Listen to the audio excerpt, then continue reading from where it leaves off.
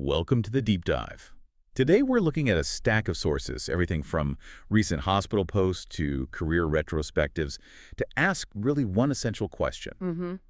What is the true, hidden, physical cost of maintaining a career that is defined by these impossible aerial spectacles? Exactly. And our starting point is news that is incredibly fresh. The global superstar P rang in 2026 from a hospital bed. Yeah. So the sources we've pulled, you've got social media commentary, detailed surgical reports, long-form biographies, they all point to this central conflict in her life. Yeah. That her entire career requires this extreme world-class physical strength, but that strength is in like constant tension with this deep structural vulnerability. And that tension is what we're here to unpack. Our mission for you today is to get into the absolutely grueling physical price tag of P Inc.'s decades-long commitment to performance art. Right. We're going to contrast her surgical history with the, well, equally dangerous pursuits of her husband, Carey Hart, and really examine how managing chronic injury became a core part of her public story of resilience. And unbelievable longevity. Okay, let's get into it. Okay.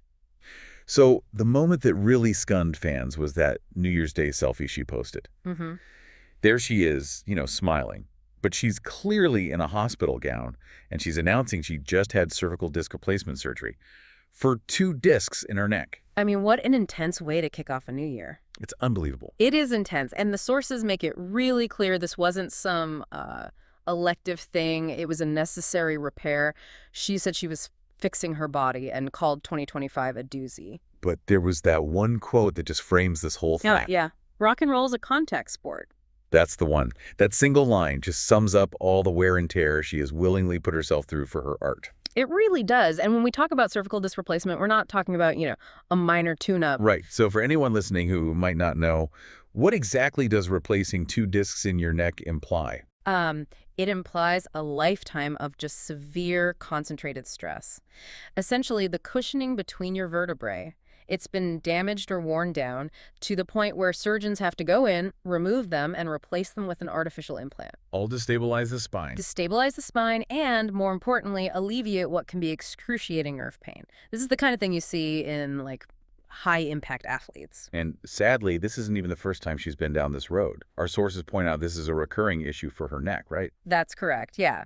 The sources mentioned she'd already had another major procedure, a double disc replacement, in that same area. So this just highlights the cumulative toll. Right. And she was really open about recovering from that first one, which she said happened right during the COVID-19 lockdown. Which brings us to that famous detail about her lockdown weight gain. Precisely. She explained gaining some 6 pounds, and she directly linked a big chunk of that to being forced to be immobile for so long. You have to be still for the fusion and healing to take.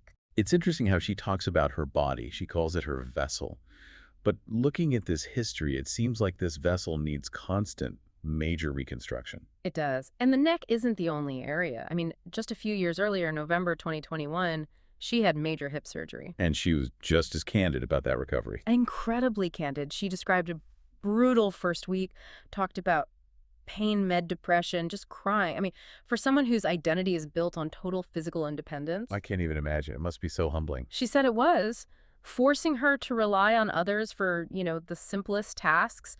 It just puts a fine point on the idea that this work doesn't just damage her bones. It affects her whole sense of self. But the anecdote that for me just perfectly illustrates how her body has fundamentally adapted to extreme movement is the story of her back injury. Yes. The classic irony. She threw her back out not while flying through an arena, but by sitting down. Just sitting down during a tour break. And her conclusion from that whole experience was, and I love this, I should not sit. And, that's not just a funny line.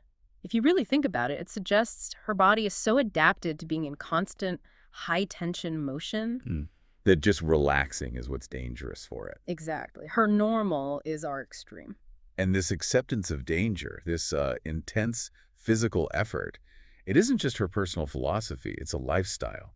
It's deeply ingrained in her whole family, especially when you look at her husband, Carey Hart. I mean, if she's dealing with disc replacements from aerial work, he's dealing with the brutal realities of professional motocross. And what's fascinating here is that they share this radical risk profile. It makes their whole relationship, pretty unique. I say. The sources brought up his injury from spring 2025, which was frankly terrifying.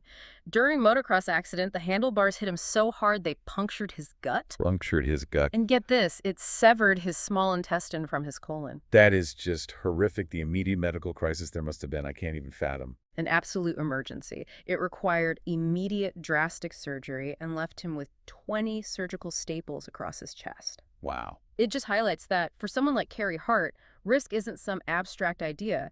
It is a guaranteed consequence of his passion. And the sources pointed out he actually apologized to Pionk publicly on social media for putting her through another injury recovery. He did. He thanked her for being there at the hospital. And that one detail implies this is just a recurring domestic challenge for them, just another Tuesday, but with 20 staples. It totally normalizes it. And you see that normalization trickle down to their children. Absolutely. Think about the contrast. While Pionk was laid up recovering from major neck surgery in January 2026, her husband, Carey, and the kids, Willow and Jameson. Willow, who's 14, and Jameson, who's 8, they were all off on a snowboarding adventure. So the family vacation is mountain sports or the racetrack. Exactly. And the kids aren't sitting still. Jameson, at 8, is already doing kickboxing, baseball, golf, and motocross. And Willow is deep into wakeboarding and skiing. They're actively raising children to embrace high-impact, high-risk activities. It's the foundational identity of the Hart household. It just makes sense then that she fights so hard to maintain the body that lets her perform. It's not just her career, it's her culture, it's their language. So given how normalized extreme risk is in her family, it makes total sense she'd constantly push her physical limits in her performances.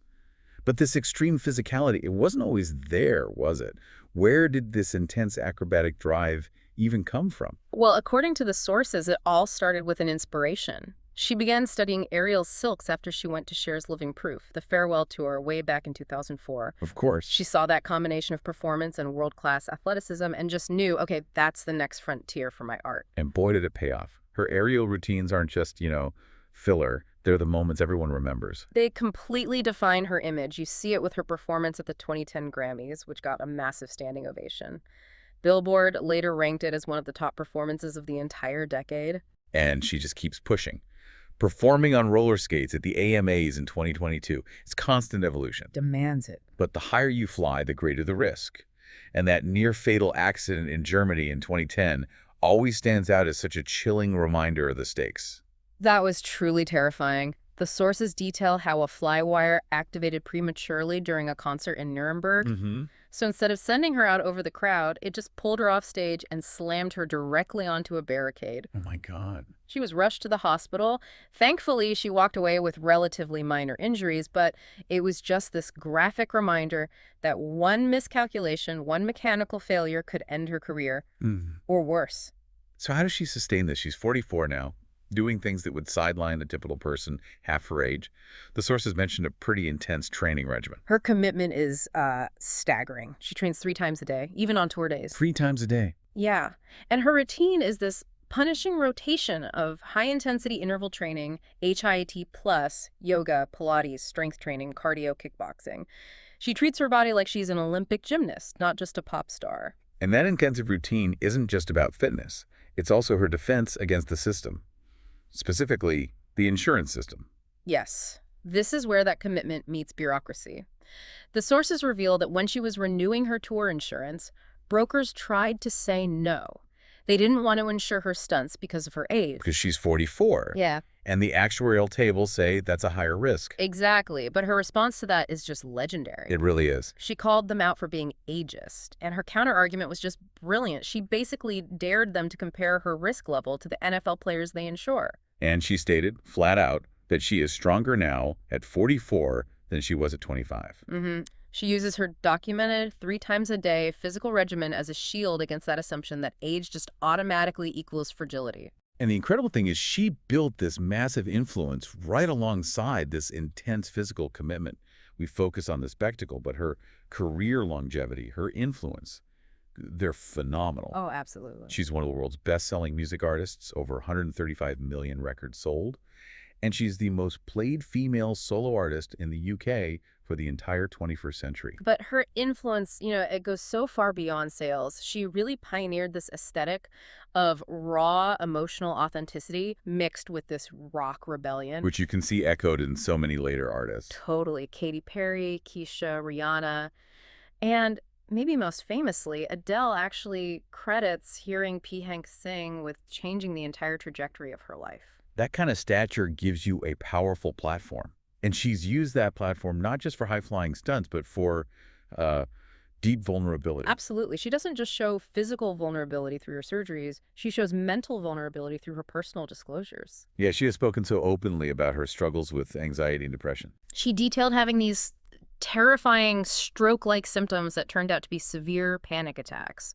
And she frames her approach to mental health just like she frames her physical rehab, As work that has to be done. as work that needs to be done. She talks about consistent therapy, about building what she calls a spiritual toolbox for self-care. And by being so transparent, she powerfully combats the stigma around mental health. And her activism, which our sources detail, often ties back into themes of body autonomy and challenging old norms. It feels very on brand. Oh, it's completely on brand. If you look at her activist efforts, that theme of rebellion against arbitrary rules is everywhere. Like in 2021, when she offered to pay the fines for the Norwegian women's beach handball team. Right. Because they wore shorts instead of the mandatory bikini bottoms. A classic Pink move, stepping up to defend someone's choice about their own body. And her charitable giving has been massive as well. She has a really consistent record. Early in the pandemic, she donated $1 million to COVID-19 relief, splitting it between the LA Mayor's Fund and the Temple University Hospital Fund, which is meaningful because her mom worked there. And then, more recently, she tied her activism directly to her performance platform, taking on censorship. That's right. In 2023, she worked with PEN America to give away 2,000 banned books at her concerts in Florida. Including huge titles like Toni Morrison's Beloved. Beloved, Amanda Gorman's poem, The Hill We Climb. It was a very public, very potent statement, using her stage to fight for intellectual freedom. So we started this deep dive with her in a hospital bed on New Year's Day. We've gone through a near calamitous motocross injuries, a fight with insurance companies, and these profound acts of advocacy. The entire story of PE is this remarkable duality, is constant, high-stakes risk-taking coupled with this deep emotional and physical recovery. And what becomes really clear is that the surgical maintenance, it's not a sign of failure for her, it's a sign of dedication. She sees her body as that vessel. It has to be appreciated, repaired, and constantly strengthened to maintain its function. And that function is performing those incredible feats. And then ultimately, to amplify her voice as an advocate.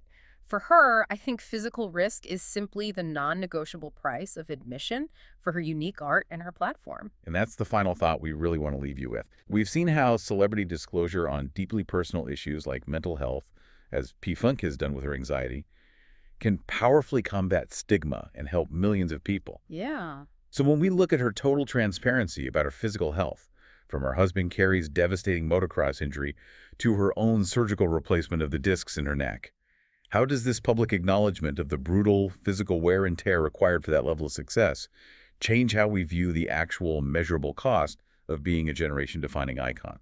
Something for you to consider the next time you see her flying high above a stadium.